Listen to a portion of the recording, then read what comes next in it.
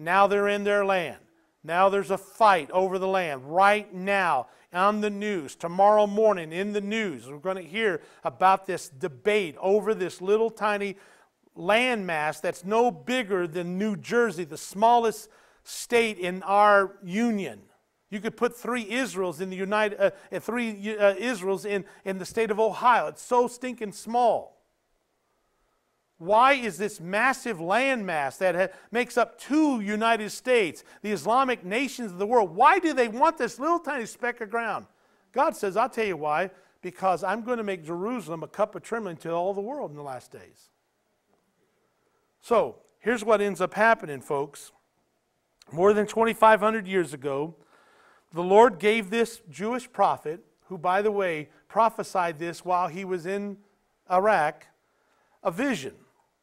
This vision that we're going to get into now is the meat of what we're going to talk about, and it's not going to take me very long to wrap this up. But I want you to notice very closely what it says. Chapter 38, now we're there, okay? Now let me just say, everything from this point on is future. This is yet to happen.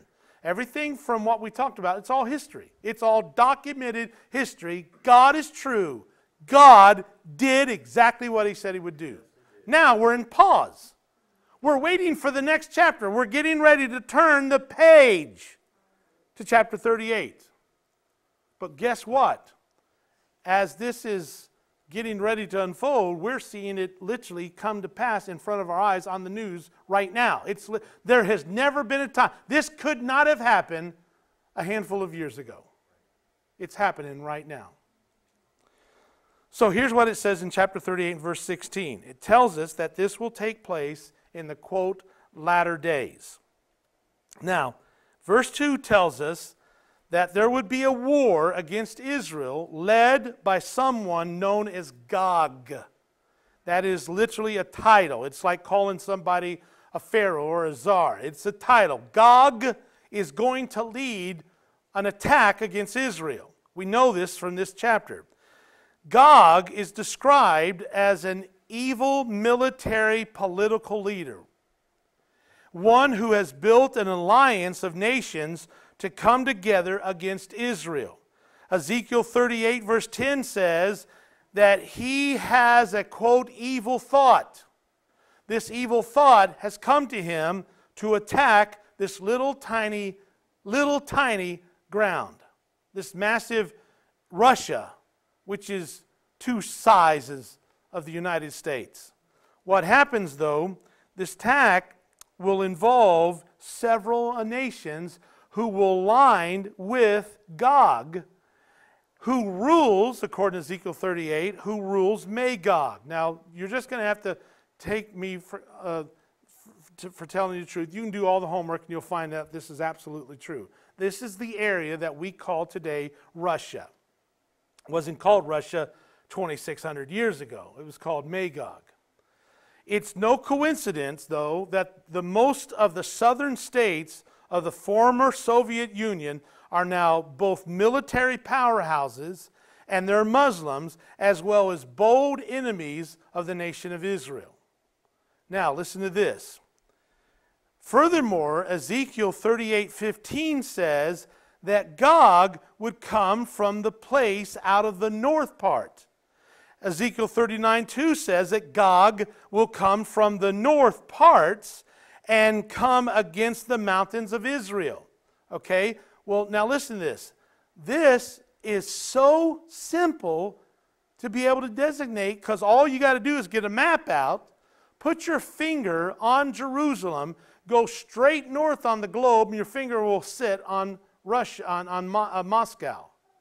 There is nothing north of Russia. The further north you get, the further north parts is the land of Magog. Now that automatically gives us a description of where we're talking. Look at this map here and you can see it a little bit. And you can associate the size compared to the United States, and obviously this little tiny dinky thing. You can't even see Israel on this particular map. It's in that green circle there, but it's way too small to even be able to see it. But it says, "Thou shalt come from thy place out of the north parts." So you go north, and your land it takes you right there. Now, this is very obviously talking about this country. Now, here's what happens. Ezekiel is talking in a time that nobody had ever heard of Islam. Islam did not show up to Muhammad 600 years after Christ. He was the one who established Islam. Now, here's what I want you to do. I want you to notice that the nations that Ezekiel mentions that are coming up, every one of them are Muslim countries now. Ezekiel mentions these countries with obvious anti-Semitic stance. They hate the Jews. This is so amazing that these were not even existent at this point. How did Ezekiel know this? Listed in the forces with Russia is the ancient land of Persia. That's the first one listed. That is what we now know as Iran. Now, Iran was called Persia up to 1935 when they changed their name. But it is the same identical territory. All they've done is just change their title. Now, it's no coincidence that Iran is currently one of the most outspoken enemies of the tiny nation of Israel and is currently being led by a dictator who wants to, quote, wipe Israel from the face of the earth. Now, you think that's a coincidence, folks? Listen to this. When the last few decades, there was some amazing things that were going on in this area. The prophecy students of, the 60s and 70s couldn't even piece all this together. And we're talking relatively recent times. But all of a sudden we start seeing that it wasn't so much just Russia, but Russia had a coalition with other nations. From 1989 to 1993, $10 billion worth of arms agreement came from Russia into Iran. The technology that Iran has currently was given to them from Russia. In 1992, Iran signed an agreement with Russia to revitalize their nuclear reactors that were damaged during the Iraqi war.